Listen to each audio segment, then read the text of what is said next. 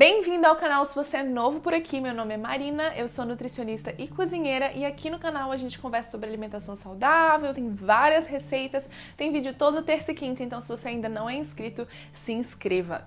Eu tô atendendo um pedido de vocês que foi de falar sobre insulina, sobre diabetes, sobre açúcar, carboidrato, esse assunto. A gente começou a falar sobre isso quando eu fiz o vídeo de qual é o melhor açúcar e vocês me pediram muito para falar sobre esse assunto. Então eu preparei um vídeo para vocês que a gente começa a falar sobre insulina, eu toco no assunto de diabetes, mas não vou muito a fundo porque senão o vídeo vai ficar muito grande. Então se você gostar desse vídeo e quiser uma continuação, pede a parte 2 aqui nos comentários. Vamos começar falando sobre os carboidratos, que são os nutrientes, os macronutrientes, que hoje em dia são considerados os vilões para quem quer ser saudável, para quem quer emagrecer, e muita gente tem gostado da low carb e tudo mais. Não que eu seja contra a low carb, eu acho que ela pode ser uma estratégia, mas falar que os carboidratos são ruins, fazem mal para a saúde, é completamente equivocado. Primeiro que quando a gente fala de carboidratos, a gente está falando de amidos, a gente está falando, claro, dos açúcares simples, como a sacarose, que é o açúcar branco, a glicose, a lactose, a galactose, a gente está falando disso, mas a gente também está falando de fibras, que são nutrientes incríveis que tem que fazer parte da alimentação de todo mundo. Folhas, verduras, tudo isso é muito rico em fibras e elas fazem muito bem pra gente, como eu vou falar mais tarde. Para que serve o carboidrato então? Ele serve para dar energia, ele também tem papel estrutural, mas ele é a nossa principal fonte de energia. Ah, Marina, mas energia, só isso? Bom, é tudo isso. A gente precisa de energia para fazer o nosso corpo funcionar, para o seu coração continuar batendo, para o seu pulmão continuar funcionando, para você continuar se movimentando, você precisa dessa energia. Só o carboidrato que vai me dar energia? Não. Corpos cetônicos, que são aquelas moléculas que são produzidas quando a pessoa passa por jejum prolongado ou quando ela está sem nenhum carboidrato, quando ela está em cetose, vocês já ouviram falar de dieta cetogênica, por exemplo?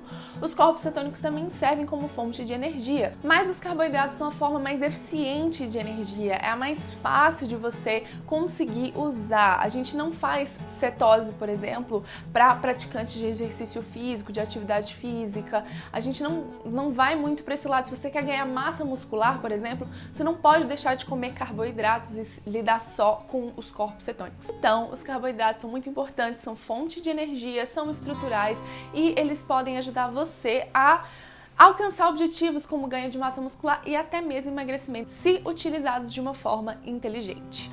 Ah, mas eu já ouvi que carboidrato vira açúcar e açúcar faz mal, açúcar dá câncer e tudo mais. Se você veio com essa pergunta na cabeça, hora de respondê-la.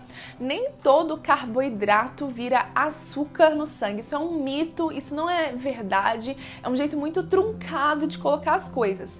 Quando você come um carboidrato, por exemplo, feijão, ele tem fibra, ele tem amido, a sua digestão começa na sua boca. Depois ela vai passar para o seu estômago e para o seu intestino e você vai quebrar esse amido em moléculas menores e você vai acabar, por exemplo, com glicose, que é a menor molécula, juntamente com lactose e outras moléculas pequenininhas.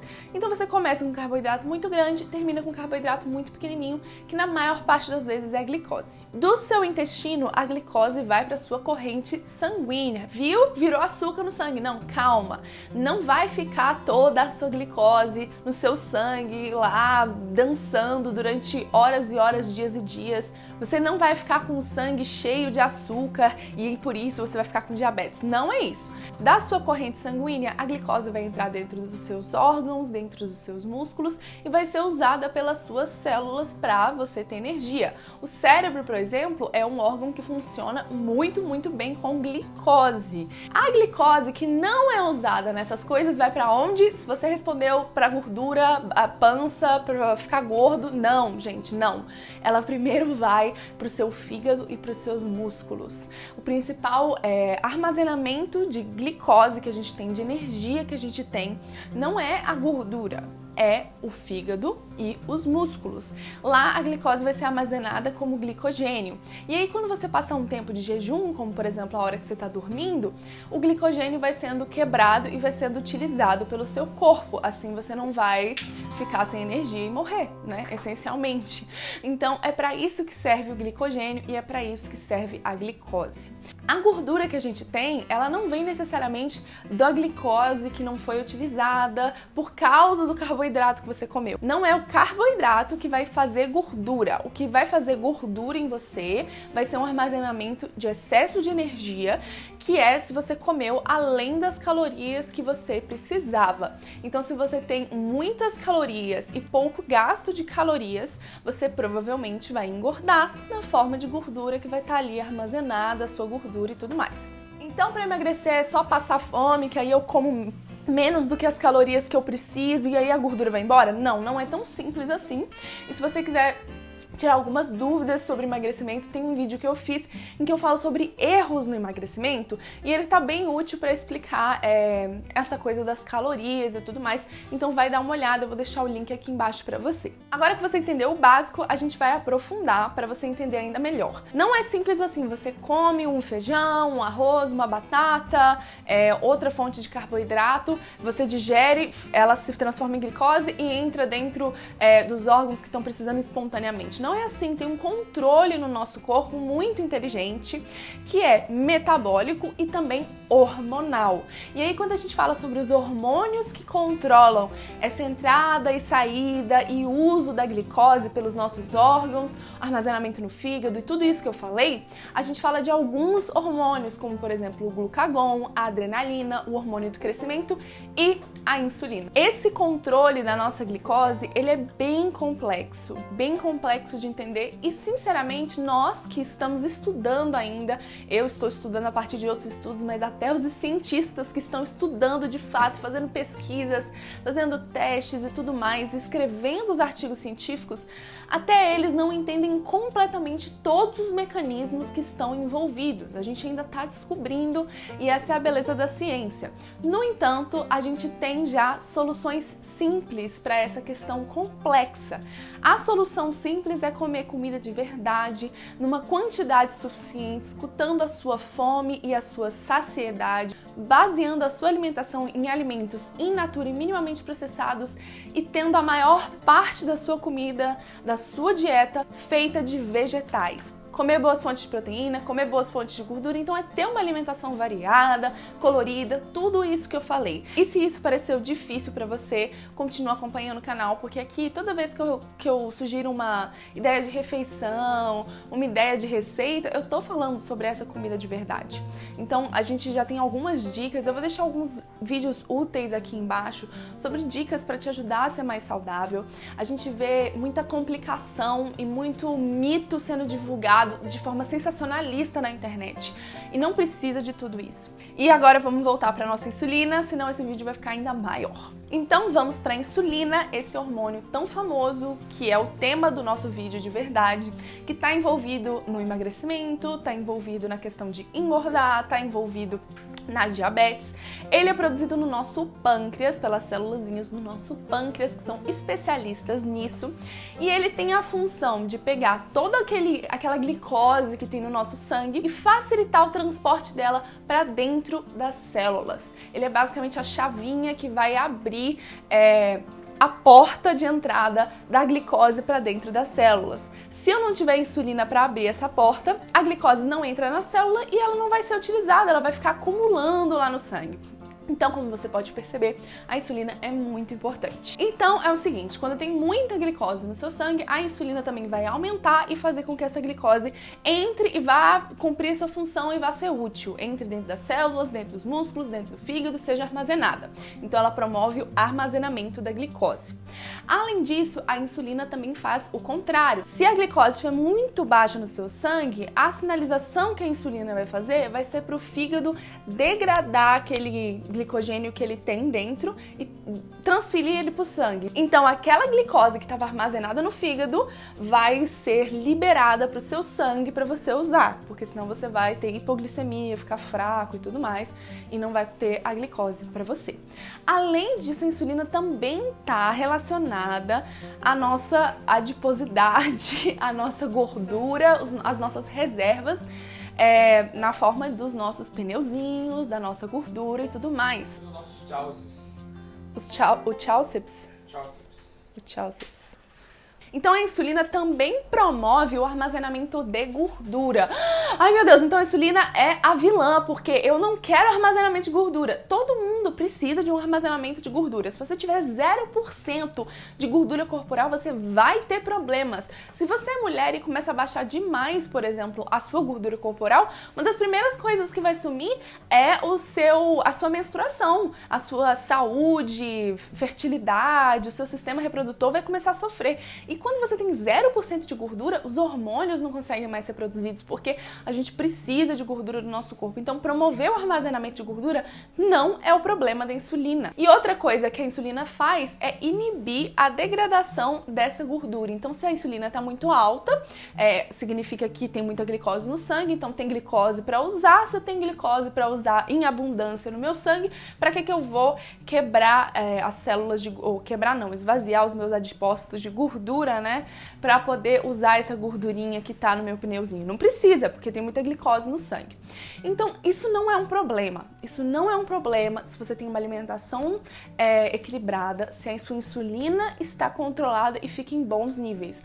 O problema é quando a nossa insulina tá doida por causa da nossa alimentação doida e o nosso estilo de vida maluco. Então, se a insulina tá desequilibrada, ela vai entrar aí, vai atrapalhar a sua glicemia, vai atrapalhar as suas reservas de gordura, ela vai atrapalhar e não vai fazer a função dela. E em quem que a insulina está defeituosa? Nas pessoas que têm diabetes e que têm resistência à insulina. Então, explicando um pouquinho sobre a diabetes, se vocês quiserem de novo a parte 2 falando mais sobre isso, escreva aqui embaixo. A diabetes tem alguns tipos. O principal tipo é a diabetes mellitus do tipo 2, que é 90% dos casos, que costuma acontecer mais com pessoas adultas e idosas, mas nos últimos anos a gente tem visto muitas crianças que também estão tendo diabetes do tipo 2. Alguns fatores de risco para o desenvolvimento dessa diabetes por exemplo, a obesidade, o sedentarismo e a resistência à insulina, pré-diabetes, né? Se você tem pré-diabetes, fica mais fácil você ter diabetes tipo 2. Eu vou falar sobre isso já já. Na diabetes tipo 2, o que acontece é que ou há uma diminuição na produção de insulina ou a sua insulina que você produz não tá abrindo a portinha, ela não tá funcionando mais. Aquela porta tá resistente a ela é uma chave que não abre mais, não cabe mais naquela fechadura. Então a insulina meio que perde a sua função, ela é uma insulina defeituosa, digamos, ela não funciona mais para fazer essa transferência da glicose para dentro dos tecidos, e o que acontece? A sua glicose fica muito alta. Já a diabetes tipo 1 é aquela diabetes genética, que é cerca de 10% dos casos, na verdade 5% dos casos, depende da fonte que você está tirando, mas assim, é bem menos gente que tem, é uma diabetes genética que pode manifestar inclusive em crianças, mais comum se manifestar em crianças, e acontece que a pessoa tem um problema em que o pâncreas dela não produz nada de insulina ou uma quantidade muito pequena de insulina. E aí essas pessoas precisam de uma insulina de uma fonte externa. E é por isso que muita gente usa, por exemplo, aquelas injeções, né? E tem que injetar insulina e esse tipo de coisa. E tem que ficar checando a insulina no sangue. É um controle muito delicado, mas é claro que hoje, com toda essa tecnologia, tem como pessoas com diabetes tipo 1 terem uma vida saudável, lidando com essa doença crônica. E o outro tipo é a diabetes da gravidez, e ela é uma diabetes que é basicamente temporária. Se você cuidar dela, você não vai desenvolver, né, uma outra diabetes tipo 2. Você vai resolver ela durante a sua gestação, depois que você tiver um neném, se você estiver comendo direitinho, você vai conseguir controlar. E acontece por causa das mudanças hormonais da gravidez mesmo, que influenciam a sua insulina. E por isso que as gestantes precisam prestar muita atenção na alimentação, as que têm diabetes gestacional principalmente, e as que não têm, para que não desenvolvam diabetes gestacional, porque a diabetes gestacional pode ser perigosa para o neném, sim.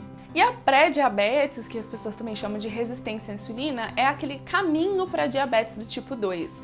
É um caminho que você já está apresentando uma glicemia alta, uma insulina às vezes muito alta, e aí você já é diagnosticado com pré-diabetes para você prestar atenção, porque se você tiver com os seus fatores de risco, né, de obesidade, sedentarismo e tudo mais, a chance de você desenvolver diabetes tipo 2 é alta. Então é preciso prestar atenção.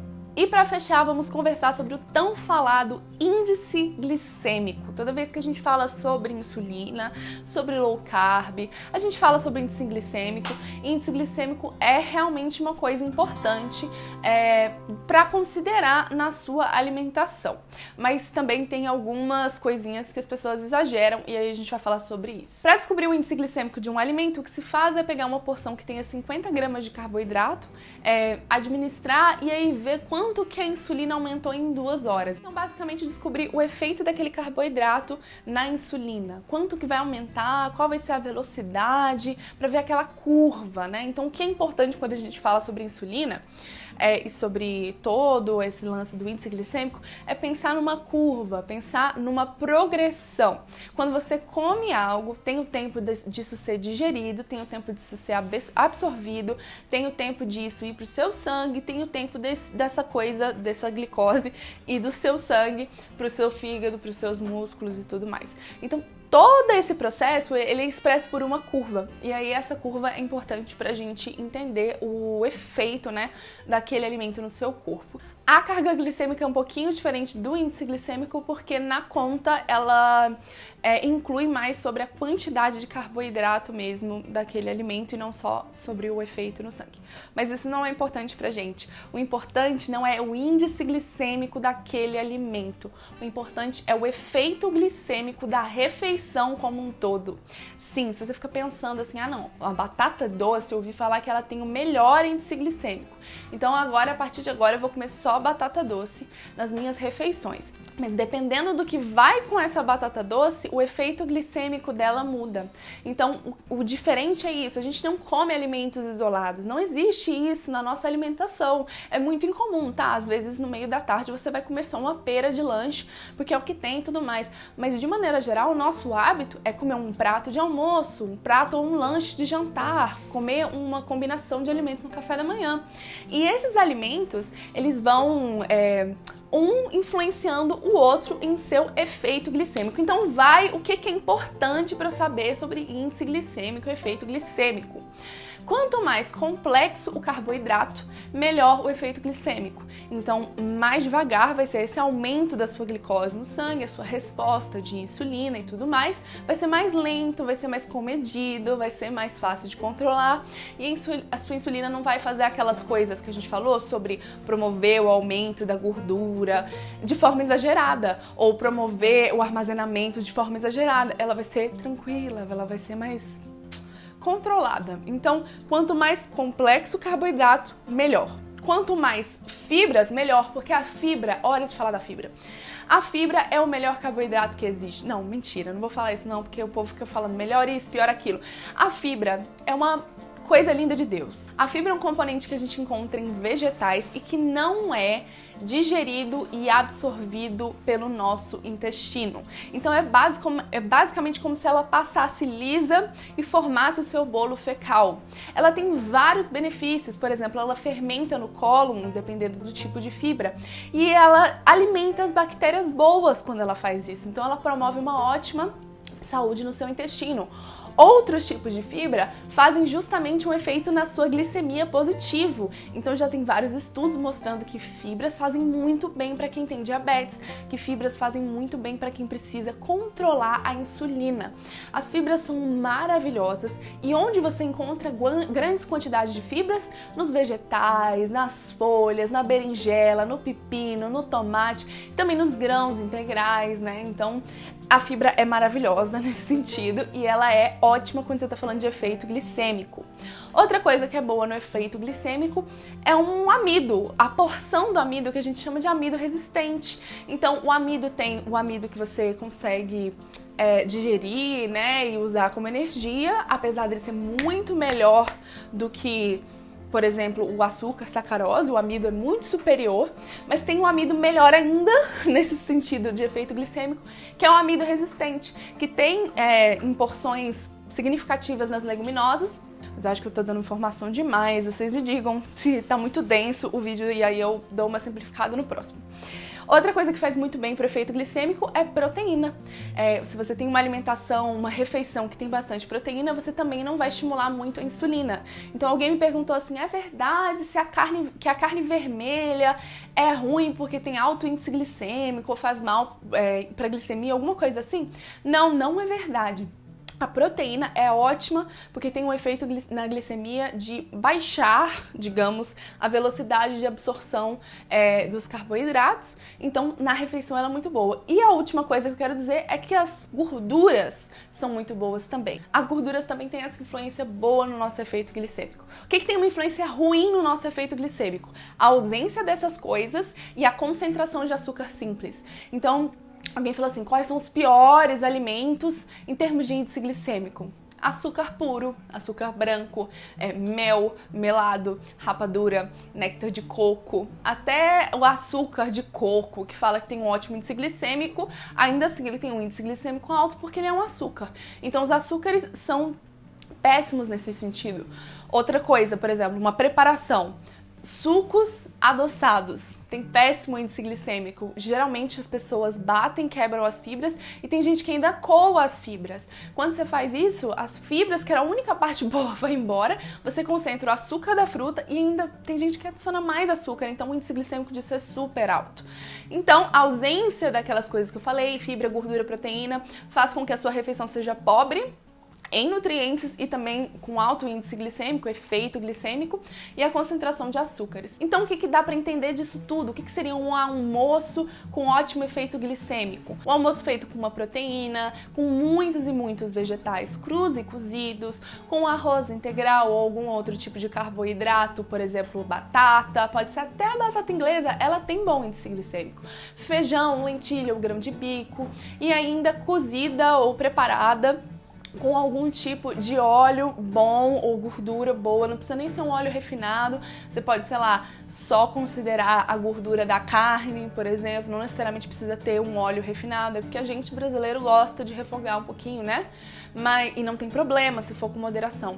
O próprio alimento pode ter naturalmente gordura, então um prato desse, brasileiro, tradicional, com metade do prato de verduras, já é ótimo em efeito glicêmico e não precisa inventar muita moda. Então eu acho que eu já respondi várias das perguntas que vocês me deixaram durante o vídeo. Só finalizando, existe uma dieta ou alimentos específicos para baixar a insulina?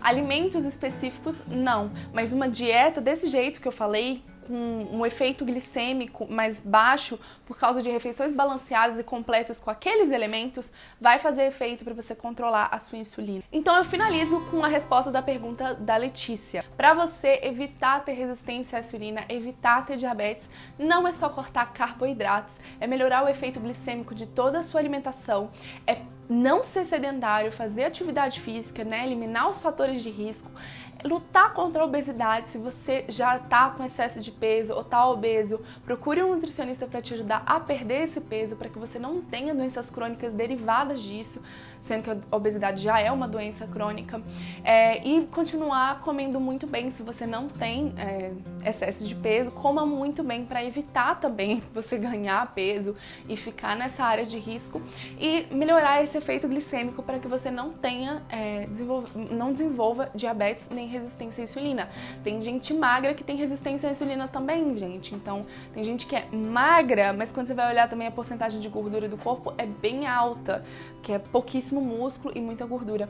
Então, vamos ter uma vida saudável de forma global para evitar esses problemas. A resposta nunca vai ser simplesmente corte os carboidratos. A resposta é sempre melhore a sua alimentação e a sua vida saudável como um todo.